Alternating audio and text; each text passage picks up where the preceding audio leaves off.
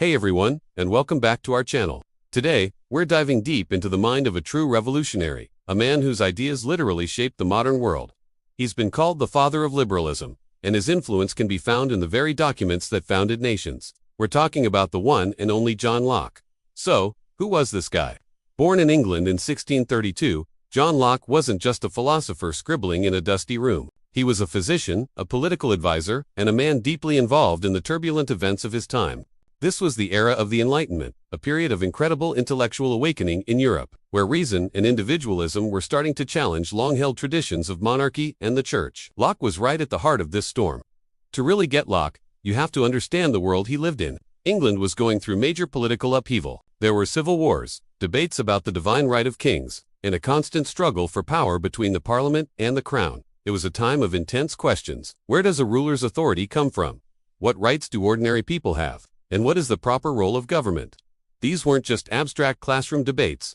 They were life and death questions that shaped Locke's entire worldview. Perhaps Locke's most groundbreaking idea, and one that still blows my mind, is the concept of tabula rasa. This is a Latin term that means blank slate. Locke argued that when we're born, our minds are completely empty. We don't have any innate ideas or knowledge. Everything we become, everything we know, everything we believe, is written on that slate by our experiences and our perceptions of the world. Think about that for a second. It means that your background, your education, and your environment are what make you, you. This was a radical departure from the prevailing view that people were born with certain ideas already in their heads, often placed there by God. By saying we are all born as blank slates, Locke was making a powerful statement about equality. It suggests that no one is naturally superior to anyone else simply by birth. We all start from the same place. This idea became a foundational pillar for democratic thinking. This concept of the self, built from experience, leads us directly to his political philosophy. If we're all born equal and blank, then where does one person get the right to rule over another? This is the central question he tackles in his masterpiece, Two Treatises of Government, published in 1689. This book wasn't just an academic exercise. It was a direct response to the political chaos in England and a powerful argument against absolute monarchy. In the Two Treatises, Locke lays out his version of social contract theory. He starts by imagining a state of nature. Now, unlike some other philosophers who saw the state of nature as a brutal, chaotic war of all against all, Locke's vision was more optimistic. He believed that even without government, humans are governed by natural law. And this natural law, which comes from reason, tells us that all individuals are equal and independent. It grants us certain inalienable rights. What are these rights? Locke famously defined them as life, liberty, and property. Let's break those down. The right to life is pretty straightforward. You have a right to exist and not be killed by others.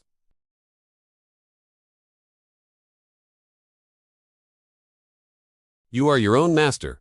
And then there's property. This was a huge one for Locke. He argued that when you mix your labor with something in the natural world, like picking an apple from a tree or farming a piece of land, that thing becomes your property. Your labor gives you a claim to it. For Locke, the right to own property was essential for survival and freedom.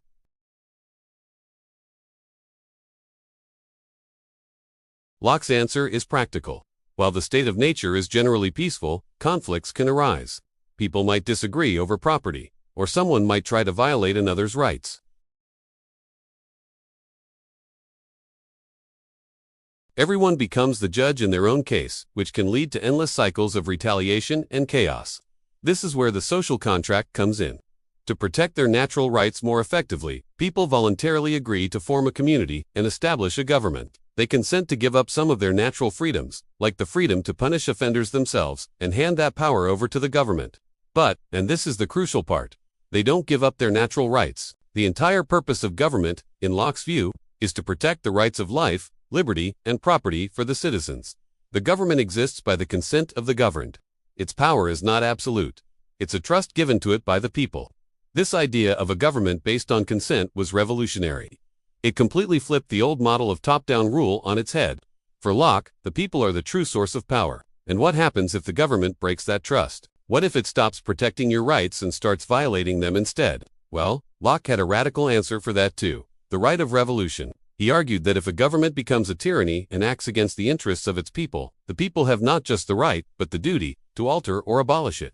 The social contract is broken, and power returns to the people. If any of this is starting to sound familiar, it should. Let us jump across the Atlantic about 87 years later to 1776. A group of American revolutionaries are drafting a little document called the Declaration of Independence. When Thomas Jefferson wrote the famous lines, "We hold these truths to be self-evident, that all men are created equal, that they are endowed by their Creator with certain unalienable rights, that among these are life, liberty, and the pursuit of happiness," he was channeling John Locke. The parallels are undeniable.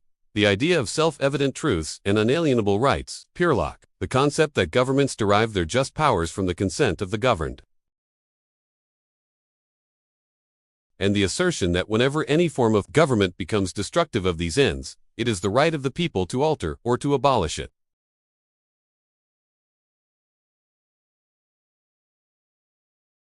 The Founding Fathers weren't just angry colonists, they were students of the Enlightenment, and Locke was their teacher. His ideas provided the intellectual firepower they needed to declare their independence and form a new kind of nation, one founded on the principles of liberty and individual rights.